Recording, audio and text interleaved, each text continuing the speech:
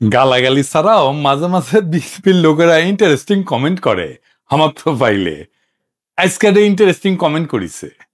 এটা হইতেছে এটা একটু ভুলভাল আছে, বানান টানানে, যাই হোক পড়ি আর কি।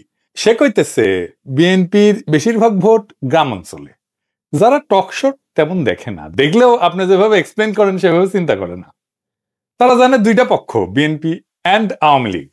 ভোট হয় বিএনপি অথবা আওয়ামী লীগ, এর বাইরে কোনো অপশন এখনো পর্যন্ত তাদের কাছে এখনো নাই। কর্মীদের মনোবল চাঙ্গা করার জন্য অনেক কিছু বলতে হয় দলগুলোকে, এগুলা নির্বাচনও করে দীর্ঘদিন ধরে, কিন্তু নির্বাচনটা ঠিক কিভাবে হয়, কেমনে জয় পরাজয় নির্ধারিত হয় তা নিয়ে জানা বুঝার অভাব যে এই দলগুলোর মধ্যে আছে, তাই মন্তব্য থেকে স্পষ্ট। তবে আজকের এপিসোড সকল রাজনৈতিক দলের জন্য একটা আই ওপেনার হবে, চক্ষু খুলে যাবে, চক্ষু মুইটা ঘুমায় ওরা। আজ এমন কিছু জানবেন যা এই রাজনৈতিক দলগুলো পুরা হিসাব নিকাশ পাল্টাই দিতে পারে। আমি এই কাজটা হাসিনা পর থেকে করতেছি, আজ যা দেখাবো তাই তো যে স্যাম্পল, ভাইবেন না আমি নির্বাচন নিয়ে সকল গুড় তত্ত্ব কইয়া দিতেছি। আজকে খুবই সামান্য কব, নির্বাচনে আসল খেলা পরে শুরু হবে, টের পাইবেন। আজ শুধু হালকার উপরে ঝাকসা দেখাবো, কোন এক্সটেন্টে এই কাজ যাইতে পারে সেটা বুঝতে পারবেন। আসেন আল্লাহর নামে শুরু করি। আপনারা জানেন কি যে সিলেট সদরে যেই দল জিতে সে দল সরকার গঠন করে। সবাই কইতো সিলেট এক আসনে জাদুর প্রদীপ আছে, এই জন্য রাজনৈতিক দলগুলো সিলেট এক আসন থেকে নির্বাচনী প্রচার শুরু করে। কথাটা অবশ্য পুরাপুরি সত্য না, কারণ 1986 সালে এইখানে হুমায়ুন রশিদ চৌধুরী জিতেছিল স্বতন্ত্র প্রার্থী হিসাবে। স্বতন্ত্র প্রার্থী তো সরকার গঠন করে না। যাই হোক, তবে বাংলাদেশের মাত্র কয়েকটা আসন, মাত্র কয়েকটা 85টা আসন, এই আসনে আপনি সংখ্যাগরিষ্ঠতা পাইলে আপনি সরকার গঠন করতে পারবেন, গ্যারান্টেড। এই 85টা আসনে সংখ্যাগরিষ্ঠতা পাইলে আপনি সারা দেশে পাইবেন সংখ্যাগরিষ্ঠতা। সে আসনগুলা কোনগুলা, এটাই হইতেছে আজকের স্যাম্পল। তবে আমি বুঝাই দেব যে কেনই বা বলতেছি এই 85টা আসনগুলোতে সংখ্যাগরিষ্ঠতা পাইলে সরকার গঠন করতে পারবেন। এই আসনগুলো কোনগুলা আসেন সেটা এবার দেখি। বাংলাদেশের শহর আর নগরের সিটগুলা এই 85টা আসন। তাহলে নগরের সিটগুলো কিভাবে আইডেন্টিফাই করবেন? সিটি কর্পোরেশন আছে যেই সিটে, পৌরসভা আছে যেই সিটে, এছাড়া সংসদীয় আসনগুলোর একটা ছোট অংশ আছে যা মিশ্র প্রকৃতির, যেখানে শহর এবং গ্রাম উভয় এলাকারই ভোটার অন্তর্ভুক্ত থাকে। এদেরও নাগরিক ভোটারদের মতো ক্যারেক্টার থাকে, শহর বা নগরের আসনগুলোর মতো এগুলো আচরণ করে। এই মিশ্র আসনগুলোকে যুক্ত করলে আমরা বাংলাদেশের নগরায়নের একটা পূর্ণ চিত্র কিন্তু পাবো। আমি 3টা ভাগের তালিকাটা উপস্থাপন করতেছি। 1 নাম্বার, এডিটর সাহেব পাশে লিখে দেন, পূর্ণাঙ্গ নগর আসন, যেগুলো মূলত সিটি কর্পোরেশন এলাকা নিয়ে গঠিত। 2 নাম্বার, পৌরসভা কেন্দ্রিক আসন, যেগুলো মূলত জেলা শহরের পৌরসভা নিয়ে গঠিত। 3 নাম্বার, মিশ্র প্রকৃতির আসন, যেখানে উল্লেখযোগ্য শহর বা পৌর এলাকা থাকলেও একটা বড় অংশ গ্রাম নিয়ে গঠিত। তাইলে আমরা আসনগুলো এবার একটু বুঝে দেখি কোনটা কোনটা। 1 নাম্বার, পূর্ণাঙ্গ নগর আসন, যেগুলো সিটি কর্পোরেশন ভিত্তিক। এই আসনগুলো প্রায় সম্পূর্ণভাবে সিটি কর্পোরেশন এলাকার মধ্যে অবস্থিত। ঢাকা বিভাগে যেমন ধরেন ঢাকা 4, ঢাকা 5, ঢাকা 6, ঢাকা 7, ঢাকা 8, ঢাকা 9, ঢাকা 10, ঢাকা 11, ঢাকা 12, ঢাকা 13, ঢাকা 14, ঢাকা 15, ঢাকা 16, ঢাকা 17, ঢাকা 18, গাজীপুর 2, নারায়ণগঞ্জ 5, এইগুলো হইতেছে ঢাকা বিভাগের সিটি কর্পোরেশনের আসন। চট্টগ্রাম বিভাগ, চট্টগ্রাম 9, চট্টগ্রাম 10 এবং চট্টগ্রাম 11।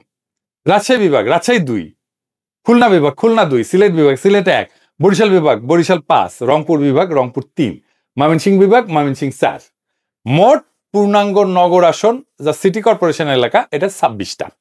এরপরে আসেন পৌরসভা কেন্দ্রিক আসন, এটা মূলত জেলা শহর ভিত্তিক। এই আসনগুলোর কেন্দ্রবিন্দু হইলে সংশ্লিষ্ট জেলা শহরের পৌরসভা। ঢাকা বিভাগে যেমন নরসিংদী 1, টাঙ্গাইল 5, কিশোরগঞ্জ 1, মানিকগঞ্জ 3, মুন্সিগঞ্জ 3, রাজবাড়ী 1, মাদারীপুর 2, শরীয়তপুর 1, ফরিদপুর 3। চট্টগ্রাম বিভাগে কুমিল্লা 6, ব্রাহ্মণবাড়িয়া 3, চাঁদপুর 3, নোয়াখালী 4, ফেনী 2, লক্ষ্মীপুর 3, কক্সবাজার 3। রাজশাহী বিভাগ বগুড়া 6, পাবনা 5, সিরাজগঞ্জ 2, নওগাঁ 5, নাটোর 2, চাঁপাইনবাবগঞ্জ 3, জয়পুরহাট 1। খুলনা বিভাগ যশোর 3, সাতক্ষীরা 2, বাগেরহাট 2, কুষ্টিয়া 3, ঝিনাইদহ 2, চুয়াডাঙ্গা 1, মেহেরপুর 1, নড়াইল 1, মাগুরা 1। সিলেট বিভাগ সুনামগঞ্জ 3, মৌলভীবাজার 3, হবিগঞ্জ 3। বরিশাল বিভাগ পটুয়াখালী 1, ভোলা 1, পিরোজপুর 1, ঝালকাঠি 2, বরগুনা 1। রংপুর বিভাগ দিনাজপুর 3, গাইবান্ধা 2, কুড়িগ্রাম 1, নীলফামারী 2, লালমনিরহাট 3, পঞ্চগড় 1, ঠাকুরগাঁ 1। ময়মনসিংহ বিভাগ জামালপুর 5, শেরপুর 1, নেত্রকোনা 2। মোট পৌরসভা কেন্দ্রিক আসন 50টা। মিশ্র প্রকৃতির আসন এটা খুব বেশি না, শহর এবং গ্রামের সমন্বয়। এই আসনগুলোতে গুরুত্বপূর্ণ পৌরসভা বা শহর এলাকা থাকলেও একটা বড় অংশ থাকে গ্রামীণ এলাকা নিয়ে গঠিত। ঢাকা বিভাগে যেমন ধরেন গাজীপুর 1 যেটা, এটা কালিয়াকৈর পৌরসভা এবং গ্রামীণ এলাকা নিয়ে গঠিত। গাজীপুর 3, এটা শ্রীপুর পৌরসভা এবং গ্রামীণ এলাকা নিয়ে গঠিত। নরসিংদী 2 আসনটা পলাশ পৌরসভা এবং গ্রামীণ এলাকা নিয়ে গঠিত। নারায়ণগঞ্জ 4 আসনটা সিদ্ধিরগঞ্জ এবং ফতুল্লা নিয়ে গঠিত।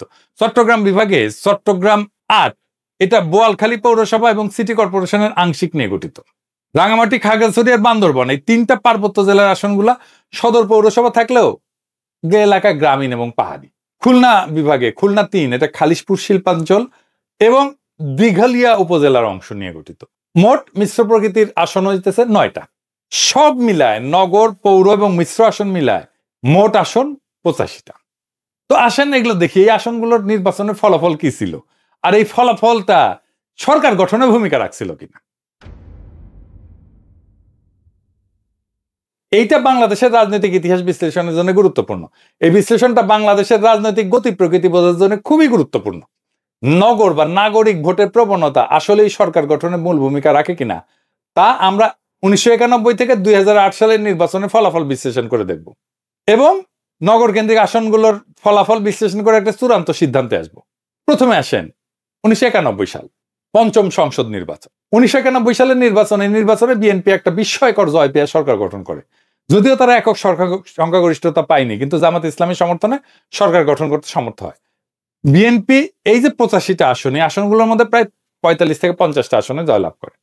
বিশেষ করে ঢাকা এবং চট্টগ্রামের আসনগুলোতে তারা ভালো ফলাফল করে। আওয়ামী লীগ প্রায় 30 থেকে 35টা আসনে জয়ী হয়। সারা দেশের ফলাফল বিএনপি 140টা আসন, আওয়ামী লীগ 88টা আসন। তার মানে 1991 সালে দেখা যাচ্ছে যে দল নগর এবং পৌরসভা কেন্দ্রিক আসনে আগাইছিল বিএনপি, তারাই সরকার গঠন করছে। এরপরে আসেন 1996 সালের নির্বাচন। এই নির্বাচনে আওয়ামী লীগ দীর্ঘ 21 বছর পর ক্ষমতায় ফিরে আসে। এটা ছিল একটা অত্যন্ত প্রতিদ্বন্দ্বিতাপূর্ণ নির্বাচন। এই নির্বাচনের আগে একটা মেলা গ্যাঞ্জাম হয়েছিল, না জেনারেল নাসিম কু করতে চাইছিল। যাই হোক, ওই প্রসঙ্গে আর না আসি। তো আওয়ামী লীগ এই আসনগুলোর মধ্যে প্রায় 50 থেকে 55টা আসনে জয়লাভ করে। এই নগরের আসনগুলোতে ঢাকা মহানগর সহ অনেক জেলা শহরে আওয়ামী লীগ ভালো ফল করে। বিএনপি প্রায় 25 থেকে 30টা আসনে জয়লাভ করে। সারা দেশের ফলাফল হইতেছে আওয়ামী লীগ 146টা আসন, বিএনপি 116টা আসন পায়। 1996 সালেও একই প্রবণতা দেখা যায়। যেই দল নগর পৌরসভা কেন্দ্রিক আসনে সুস্পষ্টভাবে আগাইছিল যেমন আওয়ামী লীগ, তারাই সরকার গঠন করতে সক্ষম হয়। এবার আসেন 2001 থেকে 2008 সালের নির্বাচনের ফলাফল দেখি। 2001-এর 8ম জাতীয় সংসদ নির্বাচন, বিএনপি জামাত জোট 85টার মধ্যে 73টা আসন পায়। 2008-এর 9ম জাতীয় সংসদ নির্বাচনে আওয়ামী লীগ মহাজোট 85টার মধ্যে 77টা আসন পায়। 2001-এর 8ম জাতীয় সংসদ নির্বাচনে বিএনপি জামাত নেতৃত্বাধীন 4 দলীয় জোট ভূমিধ্বস জয় পায়। নগর পৌরসভা কেন্দ্রিক আসনগুলোতে তাদের ব্যাপক আধিপত্য দেখা যায়। এই যে পূর্ণাঙ্গ নগর আসন সিটি কর্পোরেশন 26টার মধ্যে বিএনপি জামাত পায় 24টা আসন। বিশেষ করে ঢাকা, চট্টগ্রাম, রাজশাহী, খুলনা মহানগরে প্রায় সব কয়টা আসনই তারা পায়। আওয়ামী লীগ মাত্র কয়েকটা আসনে জয় হইতে পারে। পৌরসভা কেন্দ্রিক আসনগুলো 50টার মধ্যে বিএনপি জামাত প্রায় 42টা আসন পায়। দেশে প্রায় সকল জেলা শহরের আসনে তাদের প্রার্থীরা জয়লাভ করে। আওয়ামী লীগ প্রায় 8টা আসনে জয় হয়। মিশ্র প্রকৃতির আসন 9টার মধ্যে বিএনপি জামাত জোট পায় 7টা আসন, আর আওয়ামী লীগ প্রায় মাত্র 2টা। তার মানে নগর, আধানগর এলাকার ভোটাররা মূলত জামাত বিএনপি জোটকেই সমর্থন দিয়েছিল 2001 সালের নির্বাচনে। এটা ছিল আওয়ামী লীগের জন্য একটা বড় বিপর্যয়। 2008 সালের নির্বাচন, নবম জাতীয় সংসদ নির্বাচন। আমরা জানি এই নির্বাচনে আওয়ামী লীগ নেতৃত্বাধীন মহাজোট বিপুল সংখ্যাগরিষ্ঠতা অর্জন করে, যা 2001 সালের ফলাফলের সম্পূর্ণ বিপরীত চিত্র। পূর্ণাঙ্গ নগর আসন সিটি কর্পোরেশন আসনে 26টার মধ্যে আওয়ামী লীগ সব কয়টা আসনে জয়লাভ করে, সব, একটাও বাদ ছিল না। ঢাকা, চট্টগ্রাম সহ সকল সিটি কর্পোরেশন আসলে মহাজোটের প্রার্থীরা বিপুল ভোটে জয়ী হয়। বিএনপি জামাত জোট কোনো আসনই পায়নি। পৌরসভা কেন্দ্রিক আসন 50টার মধ্যে আওয়ামী লীগ মহাজোট 45টা আসনে জয়ী হয়। বিএনপি জামাত মাত্র 5টা আসনের মতো পায়। মিশ্র প্রকৃতির আসন 9টার মধ্যে আওয়ামী লীগ 6টা আসন পায়, আর বিএনপি জামাত পায় 3টা আসন। এই নির্বাচনে নগর পৌর এলাকার ভোটাররা পুরোপুরি আওয়ামী লীগ নেতৃত্বাধীন মহাজোটের দিকে ঝুঁকে পড়ে। বিএনপি জামাত জোটের ভরাডুবি হয়, বিশেষ করে শহরাঞ্চলে তারা প্রায় নিশ্চিহ্ন হয়ে যায়। এই তথ্য থেকে স্পষ্ট যে বাংলাদেশের নগর এবং পৌরসভা কেন্দ্রিক আসনগুলোর ভোটাররা নির্দিষ্ট কোনো দলের স্থায়ী সমর্থক না, এবং জাতীয় রাজনৈতিক প্রেক্ষাপট অনুযায়ী তাদের ভোটের ধারা পরিবর্তিত হয়। তো এই চারটা নির্বাচনের আলোকে ফলাফল বিশ্লেষণ করলে একটা সুস্পষ্ট প্যাটার্ন বা ধারা লক্ষ্য করা যায়। এটি শেষে পাশে একটা টেবিল করে নির্বাচনের বছর, নগর আসনে বিজয়ী সরকার গঠনকারী দল এবং নগর আসনের ভূমিকা। 1991 নগর আসনে বিজয়ী বিএনপি, সরকার গঠনকারী দল বিএনপি, নগর আসনের ভূমিকা কি? নির্ণায়ক ভূমিকা। 1996 নগর আসনে বিজয়ী আওয়ামী লীগ, সরকার গঠন আওয়ামী লীগ, নগর আসনগুলোর ভূমিকা নির্ণায়ক। 2001 নগর আসনে বিজয়ী বিএনপি জামাত, সরকার গঠন করে বিএনপি জামাত, নগর আসনের ভূমিকা নির্ণায়ক। 2008 নগর আসনে বিজয়ী আওয়ামী লীগ, সরকার গঠন করে আওয়ামী লীগ মহাজোট, এবং নগরের আসনগুলোর ভূমিকা নির্ণায়ক। এই চারটা অবাধ এবং প্রতিদ্বন্দ্বিতাপূর্ণ নির্বাচনের ফলাফল বিশ্লেষণ করে এটা সুস্পষ্টভাবে প্রতীয়মান হয় যে দল বা জোট বাংলাদেশের নগর বা পৌরসভা কেন্দ্রিক আসনগুলোতে আগায় থাকে তারাই সরকার গঠন করে। এরাই মূলত সুইং ভোটার। এই আসনগুলো কোনো দলের একচেটিয়া না। এর কারণ কি হইতে পারে? এর কয়েকটা সম্ভাব্য কারণ হইতে পারে। 1 নম্বর হইতেছে জাতীয় ইস্যুতে সংবেদনশীলতা। শহরের ভোটাররা জাতীয় পর্যায়ের রাজনৈতিক অর্থনৈতিক ইস্যুতে বেশি সচেতন এবং সংবেদনশীল হন। তাদের ভোট জাতীয় প্রবণতার একটা শক্তিশালী নির্দেশক হিসেবে কাজ করে। 2 নম্বর মিডিয়ার প্রভাব। গণমাধ্যম, সামাজিক যোগাযোগ মাধ্যমের প্রভাব শহরাঞ্চলে বেশি, যা জনমত গঠনে গুরুত্বপূর্ণ ভূমিকা রাখে। 3 নম্বর হচ্ছে সুইং ভোটার। গ্রামীণ এলাকার চেয়ে শহরাঞ্চলে সুইং ভোটার বা দোদুল্যমান ভোটারের সংখ্যা বেশি। এই ভোটারেরা নির্দিষ্ট কোনো দলের প্রতি অনুগত না থেকে পরিস্থিতি অনুযায়ী ভোট দেন, যা নির্বাচনের ফলাফল নির্ধারণে ভূমিকা রাখে। আরেকটা বিষয় হইতেছে যে এই শহরে যারা থাকে তাদের সাথে গ্রামের একটা যোগাযোগ থাকে। তারা গ্রামে যায় আসে, গ্রামের ছাত্ররা শহরে আসে পড়াশোনা করে, তারা গ্রামে যায়, তাদের মতামত রাখে। এইভাবেই গ্রামের উপরে শহরের একটা ভূমিকা পড়ে। আরেকটা কারণ হচ্ছে গ্রামীণ ভোটাররা স্থায়ী, কিন্তু নগরের ভোটাররা স্থায়ী না। তাই নগরের ডেমোগ্রাফি প্রতিনিয়ত পরিবর্তিত হয়। যে আসনগুলোতে জিতলে সরকার গঠন সুনিশ্চিত তাকে বলা হয় বেলওয়েদার আসন। সুতরাং নগর পৌরসভা কেন্দ্রিক আসনগুলোতে বাংলাদেশের নির্বাচনের বেলওয়েদার বা নির্ধারক হিসেবে বিবেচনা করা যেতে পারে। তার উপরে আরো কিছু ইস্যু যুক্ত হয়েছে, যেমন ধরেন জেনজি ভোটার হয়েছে এইবার। হাসিনা আমাদের ভোট দিতে দেয় নাই, তাই এবারে ভোটে কোনো রাজনৈতিক দল ন্যূনতম মাত্রায় কারচুপি বা ভোট কেন্দ্র দখল করতে পারবে না। Full stop. ভারত ইস্যুতে রাজনৈতিক দলের অবস্থান ভোটের ক্ষেত্রে ভূমিকা রাখবে। এই নির্বাচনে সোশ্যাল মিডিয়া বিরাট ভূমিকা পালন করবে, যাকে বিএনপি শুরুতেই শত্রু বানায় ফেলছে। আর এই নির্বাচনে প্রখর মেধার অল্প কিছু রাজনৈতিক মানুষ যদি নির্বাচনে কোনো দল বা জোটকে বিজয়ী দেখতে চায় আর সেইভাবে তাদের সাহায্য করে বয়ান তৈরি করে দিতে, তাহলে সেই দল বা জোট জিতবে। লিখে রাখতে পারেন, এবারের নির্বাচন ক্ষমতার না, নিয়তির লড়াই। এইবার খেলা শুধু গণনায় হবে না, হবে বুদ্ধি, কৌশল আর সাহসের খেলায়। বিএনপি যদি ভাবে গ্রামেই তাদের ভোট আর সেই ভোট দিয়ে সরকার গঠন হবে, তাহলে তারা ভুল করতেছে। আর যারা শহরের কিছু বক্তৃতার ফেসবুক লাইভ দিয়ে জিতবে বলে মনে করতেছে, তারা বোকা স্বর্গে বাস করতেছে। জয় হবে তাদের যারা অন্তঃসার শূন্য দলান্ধতা ভাঙ্গা একটা বড় রাজনৈতিক ফ্রন্ট তৈরি করতে পারবে, যারা বুঝবে এবার শুধু পুরনো রাজনৈতিক শক্তি ভারতের সম্প্রসারণবাদের দেশীয় ল্যাসপেন্সারদের হারালেই হবে না, মানুষকেও জয় করতে হবে। হয়তো এখনো বিএনপি সংখ্যায় খানিকটা আগায়, কিন্তু এই সংখ্যা কিছুই না।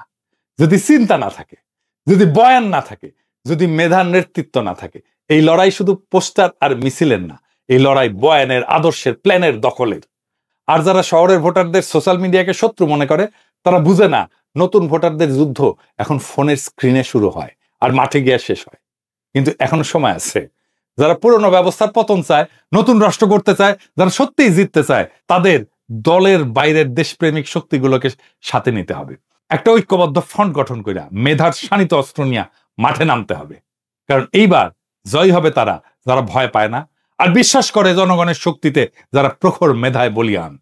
ইনকিলাব জিন্দাবাদ।